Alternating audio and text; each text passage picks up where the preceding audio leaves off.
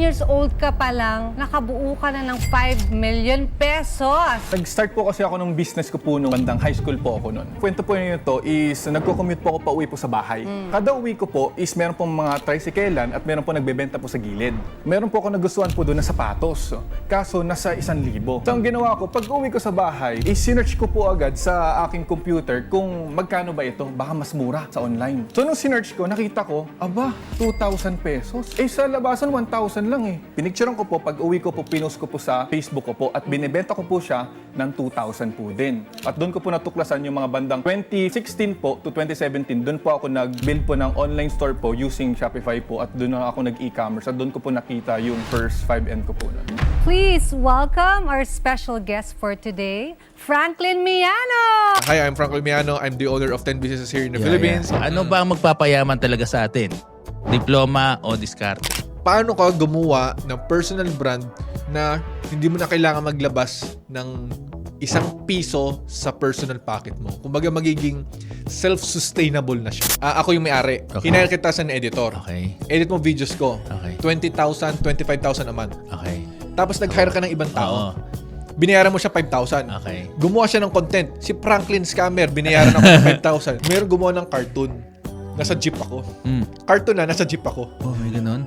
Tapos yung itsura ko na walang iya. Ang taba ko, laking double chin ko, hanggang dito. Tapos meron akong hawak na folder na Mewing 101 or Mewing tutorial. Parang wala daw kasi akong panga. Okay ako sa presyo mo. Babayaran kita. Anong proof mo? Eh kung yung social media mo nga walang kwenta. Wala kang views. Hindi ka naman kilala.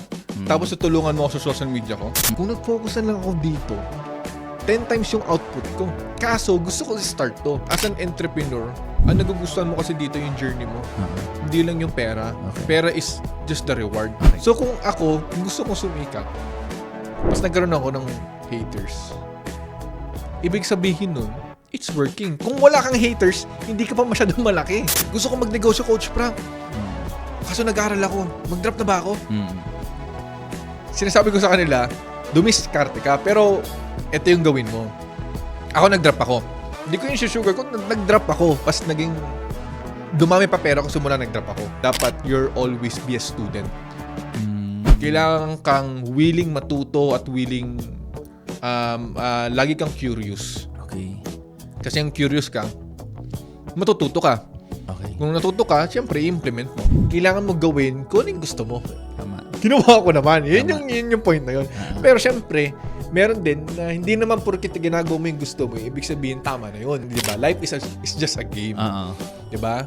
Sa laro, ikaw yung main character at meron kang kalaban, di ba? Para malagpasan, para mapunta ka sa next level is just a challenge. Still, bata ka pa dun eh.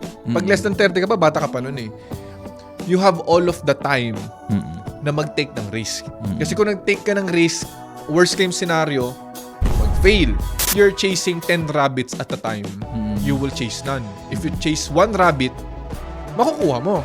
But if this video open your eyes at na-feel mo na totoo ang sinasabi ko at nakaka-relate ka sa mga sinasabi ko, subscribe to the channel and every week, meron tayong weekly new video, new lessons from my journey. Real talk lang, walang bullshit. Comment down below kung ano yung pinaka-takeaway mo sa video na to at yung gusto mong video for the next week or etc.